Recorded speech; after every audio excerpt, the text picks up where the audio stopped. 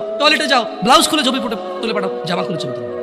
তুমি বের হও, ছবি পাঠাও, নাহলে হাত কেটে ফেলবো আমি। দেখো আমি বিষের বোতল নিয়ে আসি, ছবি পাঠাও। তুমি পাঠাও আমার বোনটাকে, পাঠা ফুসলেছিস বেটা ফাজিল।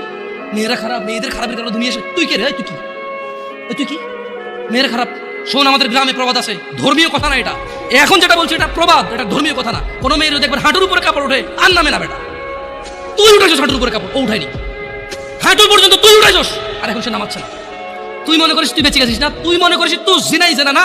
না বেটা, ও তোর সাথে জানা করেছে, এরপর তোকে বাদ আরেকজনের সাথে করবে, আরেকজনের সাথে করবে।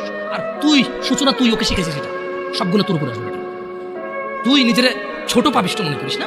তুই মনে করিস কি হয়েছে, আমি তো একটা চুমাই নিছি, আমি তোকে বলছি ছবি তুলে পাঠাও। ছোট ভাই আমার, তোর ঘরেও বোন আছে, ভয় পা, আল্লাহকে ভয় পা। তুই এত বড় অপরাধ লিপ্ত হইস না। তুই মেয়েদের হাঁটু পর্যন্ত কাপড় তুলিস না, খবরদার খবরদার, তুই এটা করিস না। মেয়ে কি বল, মেয়েরা প্রেম হারাম, ইসলামে বিয়ের পূর্বে সম্পর্কই হারাম। কিন্তু এর মধ্যেও কোনো মেয়ে ছেলেকে বলে না কিস করো, আমাকে একটা তোমার লুঙ্গি খুলে ছবি পাঠাও, বলে না। প্রত্যেকটা ছেলে বলে, এভরি সিঙ্গেল ছেলে বলে।